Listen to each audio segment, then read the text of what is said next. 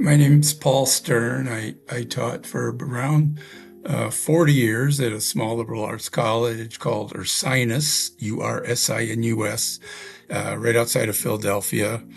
And for much of that time, I was interested in what exactly we were doing as a small liberal arts college. What is this distinctive education that we're offering? And I was a co-founder of a first-year course called the Common Intellectual Experience, which was a mandatory course for all our first-year students, the common syllabus, taught by sections with 16 students, taught by people from every discipline, and largely a sort of great books kind of course, included some contemporary works as well, and that still exists after about 26 years. So, and I'm also active in a variety of organizations that think about what liberal education is and how to provide it for more and more students, because we think it's very worthwhile. The course I'm going to be teaching is called Liberal Education in America. I think it's appropriate to look at liberal education in the American context for a couple of reasons. One is that the small liberal arts college really is a distinctively American institution. And so for much of our history, and in fact, much prior to the founding, the notion of small liberal arts college and the distinctive education that's offered there was a matter of interest to Americans and proto-Americans. And so for all of our history, we've talked about what liberal education should be, how it differs from other forms of higher education, the large research university, whether liberal education should exist at all. So there's quite a history of that discussion that we're going to be thinking about in this course. The other reason I think it's appropriate in the American context is that, and this is a debate that's going on right now, but I think in some significant way, America has deeply theoretical / philosophic foundations.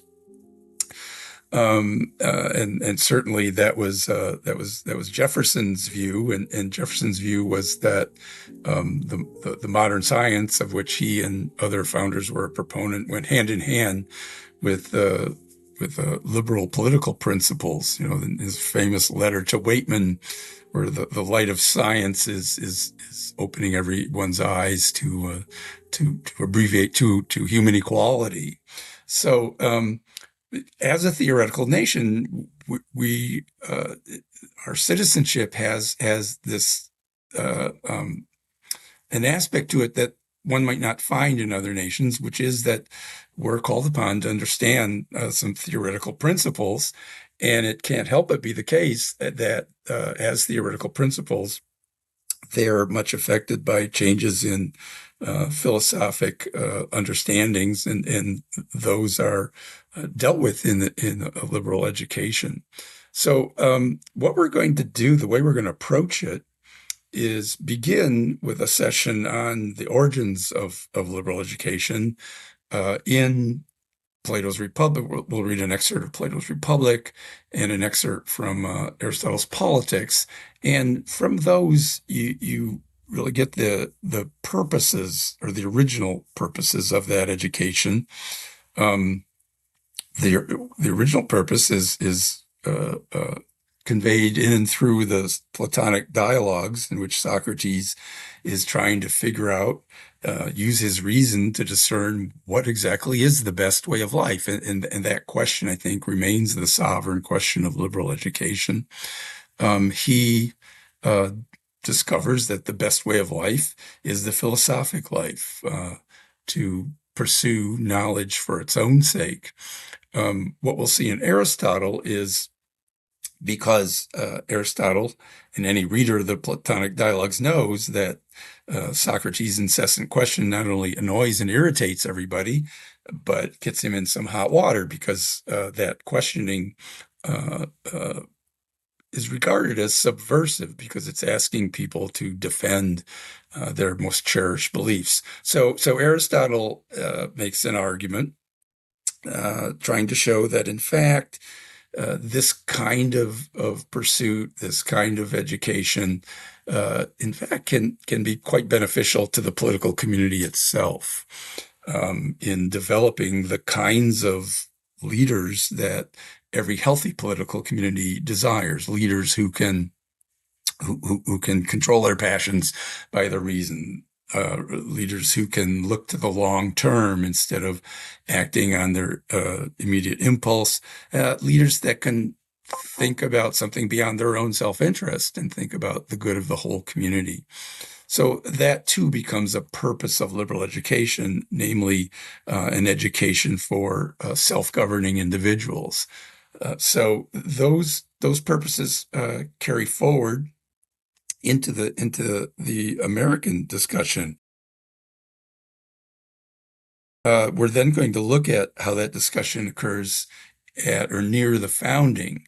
And what we see there is in the work of Jefferson, Ben Franklin, Benjamin Rush, all of them are concerned about what kind of education is most appropriate to Republican citizens.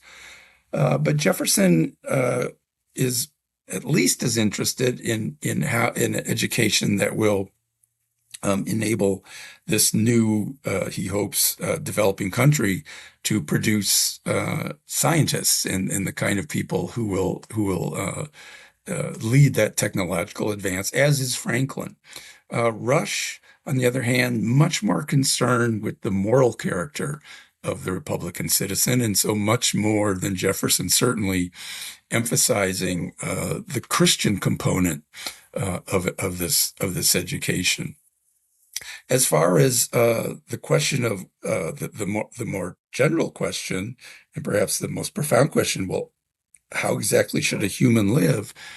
For that, we're going to look at some excerpts from Tocqueville's Democracy in America, not at the founding, but soon after.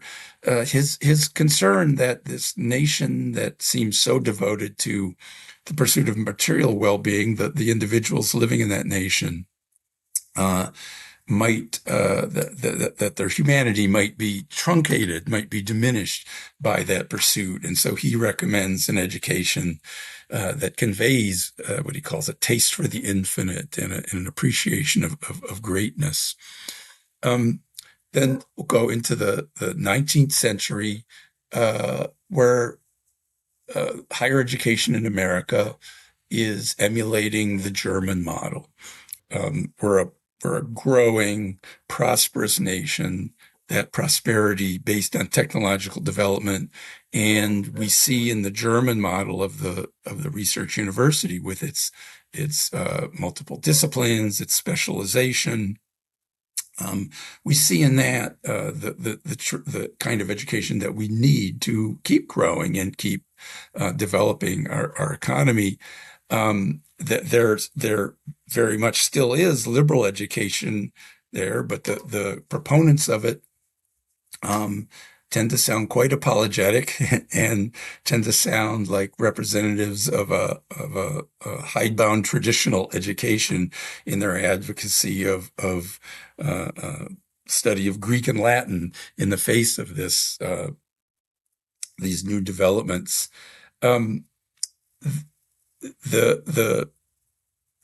As when you're considering any issue in America, it's I think advisable to consider how it bears on our history, the history of race in America, and we'll devote a session to the way in which this question of liberal education versus vocational versus other kinds of education plays out in the context of race. And there we'll read the famous Du Bois, Booker T. Washington debate, where Booker T. Washington thinks that something like liberal education may be possible way down the road once the economic foundations of African Americans is secure, but certainly that's not where we start. And Du Bois quite opposed to that, and makes arguments that that's exactly the kind of education that's needed to educate future leaders and for the souls, as to quote his famous book, For the Souls of Black Folk, to develop as human beings. So that debate, while it begins in consideration of race, it goes much beyond and asks what kind of education should a human have. Which brings us our last two sessions. The second of the last, the penultimate session, is devoted to this question in the 20th century, where we've seen the most technologically advanced nation in the world use that power to commit the most horrific acts, and so the sense that maybe some further reflection and an education that further reflects on just how we should use that vast power is called for. And so there are still those like John Dewey, whom we'll read, who thinks democracy and progress and education there's go easily hand in hand. But then you get you get the great books movement. You get Robert Hutchins and what's called the Harvard Red Book. It's called that because its author is as far as I know, unknown, but it certainly has one author, and his or her, probably his, voice comes through loud and clear. And there's great concern about, as I said, what do we do in the wake of World War II? How do we recover our ethical and political bearings?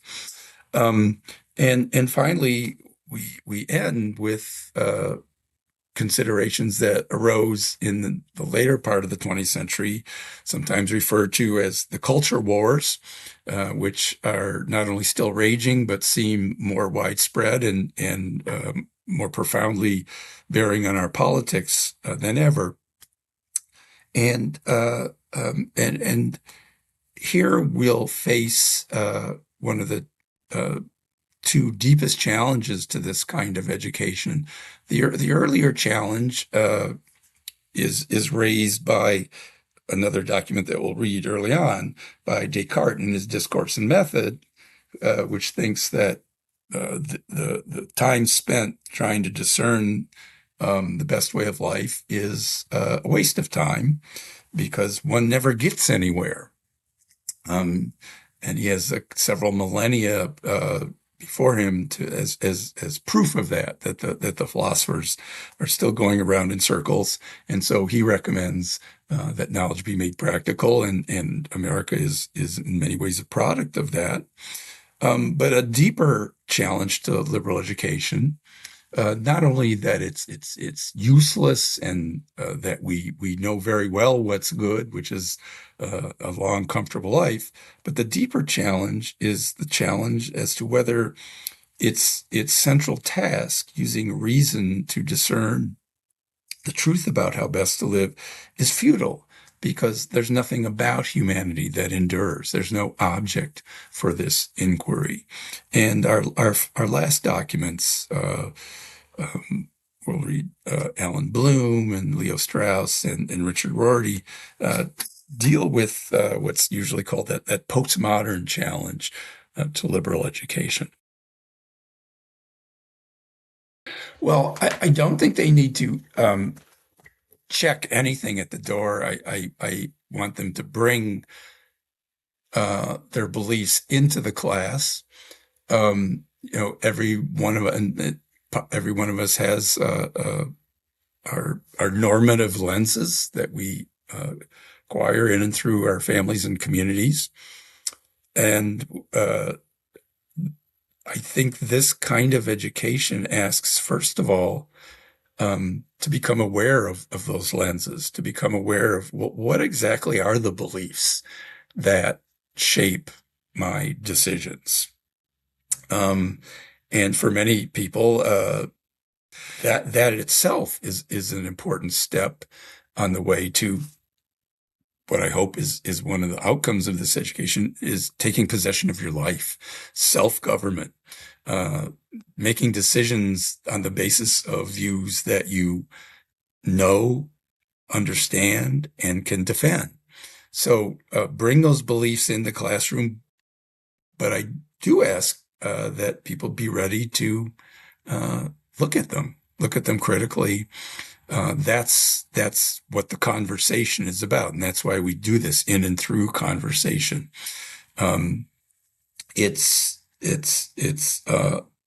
too easy to adhere to the beliefs you came in with unless and until they're challenged, and that challenge need not be acrimonious and so on. It can actually be quite satisfying. But what I would ask is that when we do have our conversation, that everybody attempt to give reasons for why they think what they think, and I will, in a Socratically annoying way, often ask, "Why do you think that?" And I think that's the most valuable thing for oneself and for others, who will then say, "Well, you know, do I have an argument to respond to that?" Or if one might come to believe, no, that I think that I see the power of this alternative and change one's beliefs.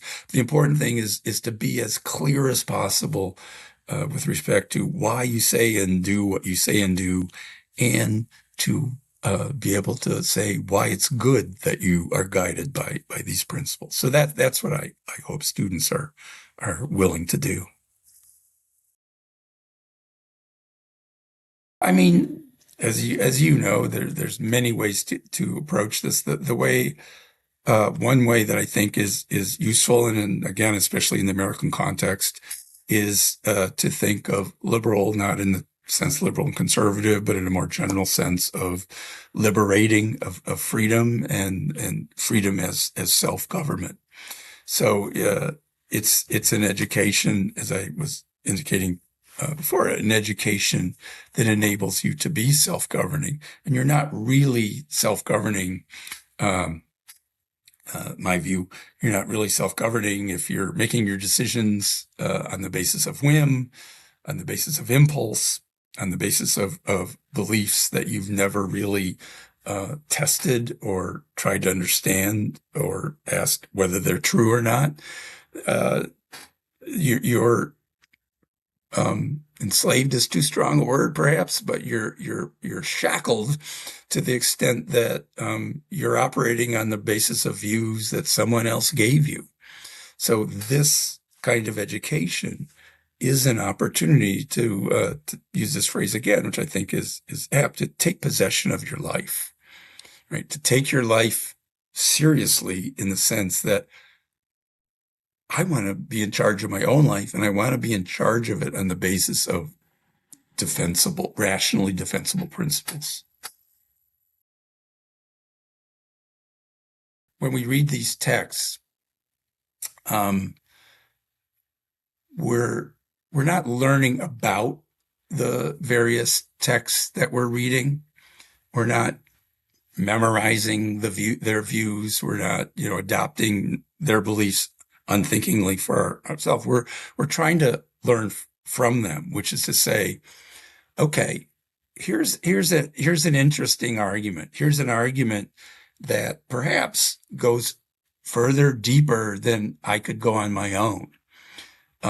I'm going to read this to help me think about, especially about a view that either challenges my view and therefore makes me have to say why I think I'm right, or if I am convinced otherwise, change my view. Uh, or deepens my view. It may turn out that I end up someplace quite where I was when I started, in the sense of, well, I still believe in everyone has a right to X, Y, and Z, but now I know what a right is and why I think there are such things as natural rights, and what is the view of the humanity in the world, such that yes, that is the best way to think about being a human in the world. So um, that's what I hope people learn to do. That's what I hope this education is that you get the capacity for, and a taste for, and a satisfaction in understanding the world as clearly as possible. And one of the great benefits of this is the world just becomes a vastly more interesting place when you start to understand the ground beneath your feet. Why do, I'll give you an example. Um, Students, um, everyone says utters cliches, and for example, one that became quite prominent in the later years I was teaching was everything happens for a reason. Okay. Now, people say that offhandedly. Um, when I watch Love Island UK, people say it every other sentence. Um, but it's interesting to just stop and say, what does that mean? Do you mean that, as with billiard balls, everything's a function of atoms running into each other? Do you think that no, there's a divine mind that's arranging things so that everything turns out a certain way? So the point of this is, and that's what I mean by understanding the ground beneath your feet, that we all go through life on top of a continent of thought. And unless and until we get clear about what it is that the continent's about, again, we're gliding through life in a superficial, and I would argue a quite uninteresting way.